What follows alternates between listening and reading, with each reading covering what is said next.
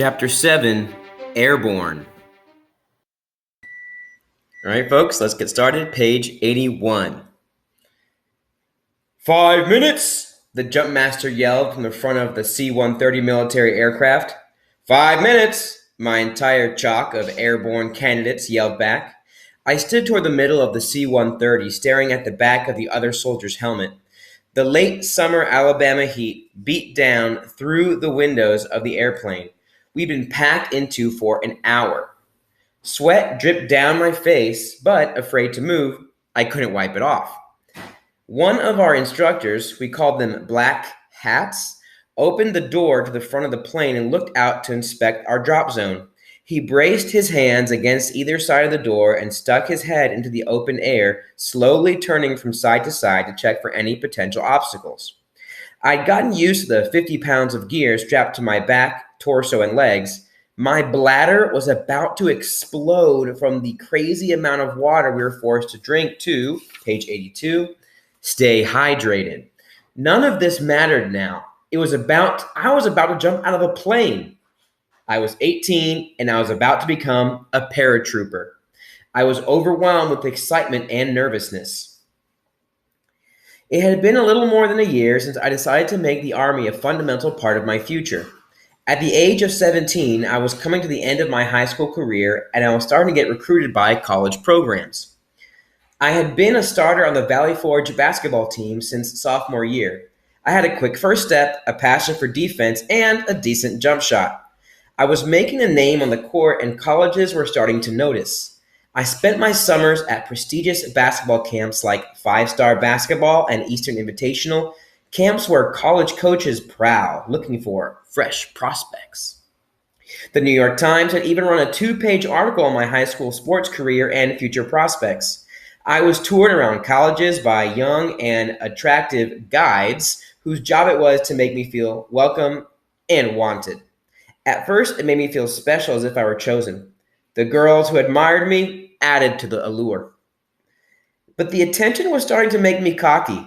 I would sit in my room and practice the grip and grin to get ready for the NBA's commissioner to be ready for the day the NBA commissioner announced my name as the Knicks' first-round pick in the NBA draft. I had even some generic lines ready for the interviews I would give to the press. Our team works hard, and we play hard. My team puts its faith in me, and I'm just thankful things worked out. I believe we can beat any team on any given day as long as we play our game right. A few months earlier, Uncle Howard had taken me out to shoot hoops at the park in the Bronx. I was telling him about how if I kept getting recruitment letters from colleges, I figured it'd be only a matter of time before I could make it to the pros. Howard was still a much stronger player than I was. While I talked about how good I was, he was using his size to post me up, down low, and then nail a quick turnaround hook, shot, or layup. His moves reminded me that I wasn't quite in the NBA yet. After we shot a few more hoops, we talked on the side of the court. You know, your game is getting pretty good, and I hope you do make it into the league. Then we would all be living nice, Uncle Howard said with a smile on his face. But you have to understand that the chances are not in your favor. You know how many other kids like you want to be in the NBA? You have to have some backup plans. I took the ball out of his hands, wanting to practice my mid-range jump shot instead of listening to a lecture about my future. Think about it, man, he continued. It's simple math. Only 60 players are chosen in the NBA draft every year. Page 84. There are 341 Division I schools, each with 13 players on the roster. This makes 4,433 college players who could declare eligibility for the NBA draft. These numbers don't even include Division II or III players, or international players for that matter. Sounds like you've been practicing this speech for a while, I laughed. The dose of reality contained in the statistics had bothered me, though, and I hadn't been able to shake it off since that talk. As I started playing against nationally ranked players at various tournaments and camps, I realized that there were gaps between my talent and theirs. I played hard while other guys played easy with a gracefulness that I lacked. When you step onto the court with players like Kobe Bryant or 6'8" point guards who can dunk from the free throw line, you start to wonder if you might be out of your league. Your mind begins to concentrate on your other options. I realized that Howard was right. I had to make sure colleges knew my name regardless of my game. Just as military school had slowly grown on me, so had academic life. I had actually liked reading. My mother had brought me the Mitch Albom book, Fab Five. The book is about the Michigan basketball team led by Chris Webber, Jalen Rose, and Jawan Howard, a team with 5 freshman starters who made it all the way to the national championship. The Fab Five sported baggy shorts, bald heads, and a swagger I recognized from the streets of the Bronx. I love seeing how the, page 85, hip-hop generation changed the face of sports, and college basketball in particular. The characters in that book jumped off the page, and I felt myself as gripped by their destiny as I was by my own. I finished Fab Five in 2 days. My mother used it as a hook into a deeper lesson. The written word isn't a chore, it can be a window into new worlds. From there, I leaped into books with passion. Authors across generations, countries, and races illustrated places in the world I had never been and experiences I had not yet had. F. Scott Fitzgerald, Walt Whitman, and James Baldwin were some of my favorites. Like the hip-hop artists I had admired, they brought their hardships alive through creativity, passion, and even some humor. I had spent so much of my childhood feeling out of place. I'd allowed other people to dictate my expectations of myself. I was finally realizing that I could do better than that. I didn't have to have different versions of myself for different people. I didn't have to compromise with white institutions because of my race, and I didn't have to apologize to people in my hometown if I wanted to live a life beyond what was directly in front of me. Reading gave me a chance to hear about other Black Americans' experiences with race. I started with the Autobiography of Malcolm X, a classic for young Black men. Malcolm X insisted that Blacks must love their skin and their culture before they can fight racism. I absorbed Malcolm's words, but there was a sense of separation between his reality and mine. The figure who really spoke to my core, though, page 86, was the Bronx's own Colin Powell. Both Colin Powell and Malcolm X call for us to change the world. Malcolm X's response in the mid-20th century was profound and deeply felt, but he didn't speak to my experience in the same way that Colin Powell did. Powell's autobiography, My American Journey, made me realize how much I needed to understand America's history before I could make my imprint on its present. It also made me certain that I wanted to serve in the Army. In his book, Powell talked about how the Woolworths in Columbus, Georgia, and not about going to the Woolworths in Columbus, Georgia, and not being allowed to eat there. African American GIs during World War II had more freedom when they were stationed in Germany than they had back in their own country, the very country they were fighting for. Beginning in the 50s, though, there was less discrimination inside our military posts than in the North or the South. Colin Powell could have been angry and given up, but he didn't. He embraced the progress his nation made and the military's role in helping that change to come about. He showed me that the Army could help me to love my country with all its flaws and to serve her with all my heart. Powell wanted what I wanted, a fair shot, a chance to develop his talents and a chance to live them out freely. The problems of race that Malcolm X confronted have not disappeared by any means, but Colin Powell gave me another way to think about the American dilemma, and more than that, another way to think about my own life. As I started to think about my future beyond basketball, I wondered what kind of person I wanted to become. How could I become that person? How could I follow in the footsteps of people who had the biggest impact on my life? Aside from my family and my friends, the people I most trusted all had one thing in common. They wore the uniform of the United States of America. There was my history teacher, Lieutenant Colonel Moraine, who lit a fire in me about the importance of public service and contributing to the communities I lived within. I sat in front of his class as he spoke about the Constitutional Congress and the Federalist Papers and their enduring relevance to our existence today.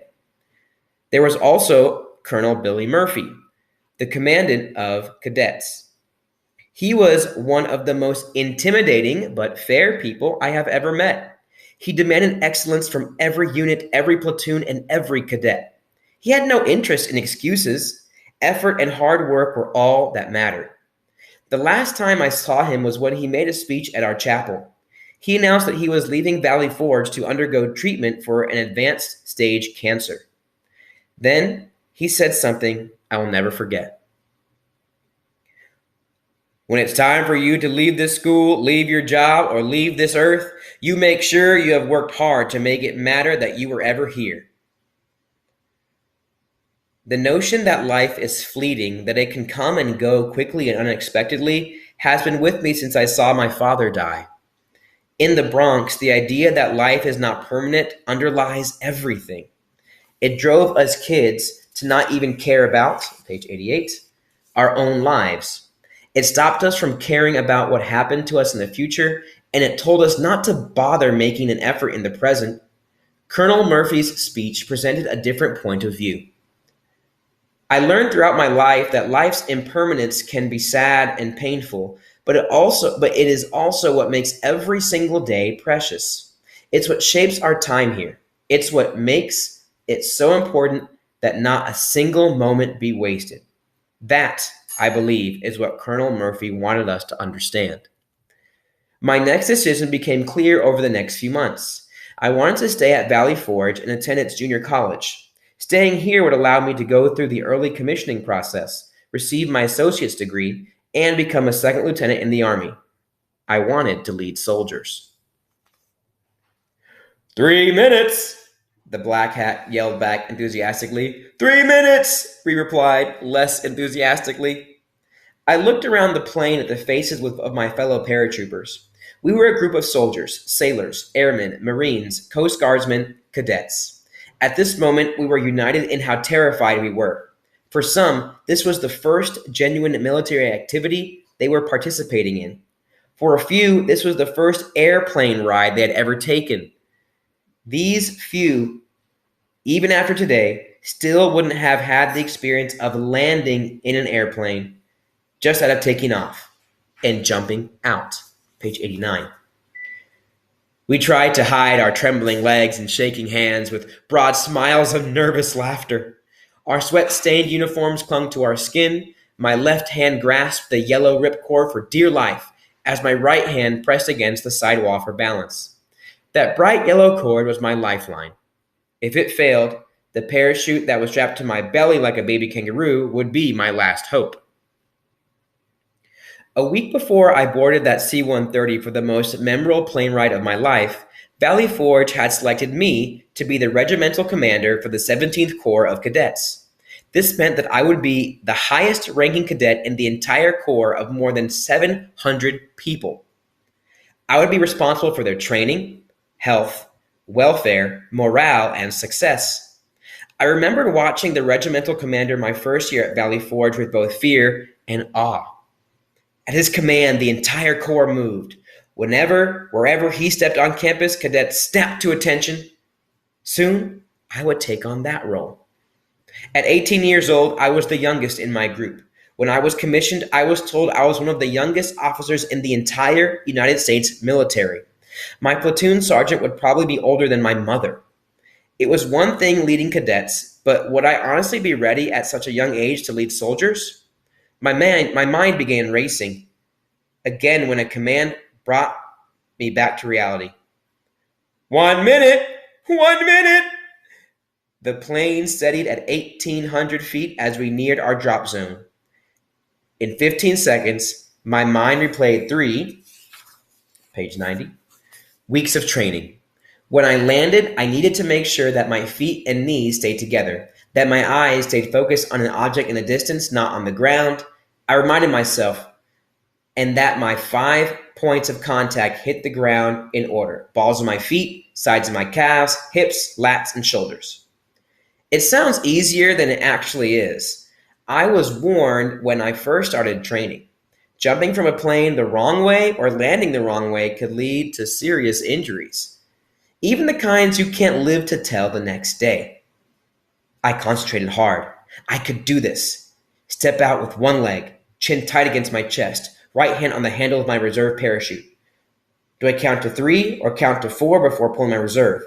Which way do I pull my parachute? Slips if the wind is blowing left to right. Shoot, I can't remember. Is that minute up? My mind and my nerves were on edge.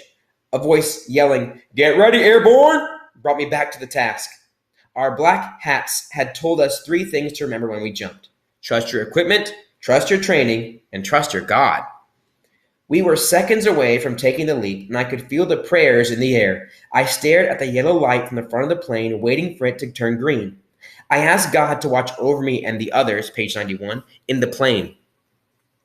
Usually, I started my prayers with, "Dear most heavenly Father, most gracious and everlasting God." This time, it was just, "Help!" and "Please don't let me die like this." Before I finished praying, the yellow light disappeared and a bright green one lit up right above it. "Green light, go!" The people in front of me shuffled toward the door like commuters leaving a packed subway car. I approached the open door 2,000 feet in the air. I heard stories about people who, after the black hat yelled "green light, go," had tried to stay in the plane. They were lifted off their feet by the jump masters and thrown out. You had to keep the flow of bodies moving in rhythm so everyone landed in the drop zone and not in somebody's yard in the middle of Alabama. I shuffled toward the door as the line got shorter. My colleagues and I realized we're now flying through the air beneath me. Suddenly, the only person in front of me was the jump master. He stared at me. We were so close that I could see my reflection in his sunglasses. His cheeks were flapping from the wind blowing against his face. I handed him my yellow ripcord, yelled, "Airborne, jump master!" and I turned my body to face the open door. I closed my eyes and felt the air just below me whizzing by. My left leg stepped out over the edge of the doorway. Instantly, I was sucked out of the plane. I heard, no, felt the aircraft speed away. I thrashed around in the wind. It was, page 92, me who controlled my movements, but not the rushing air. I refused to open my eyes. I was counting to 3 in my mind. Then I felt a sudden jerk, and my body was lifted dozens of feet. My parachute had opened. I opened my eyes. I looked up, and to my relief, saw the canopy above me. It didn't have any holes or tears. It was just sailing above me, letting me glide through the air. Beautiful emotions ran through me: peace, love, appreciation. I looked down at the trees waving in the distance and the gorgeous brown Alabama soil that seemed to be rising to meet me. My equipment and training had worked. My faith was confirmed. As I cut through the sky, the wind whipped against my face. I kept my eyes high, staring at the horizon. I was flying. All right, that concludes chapter 7.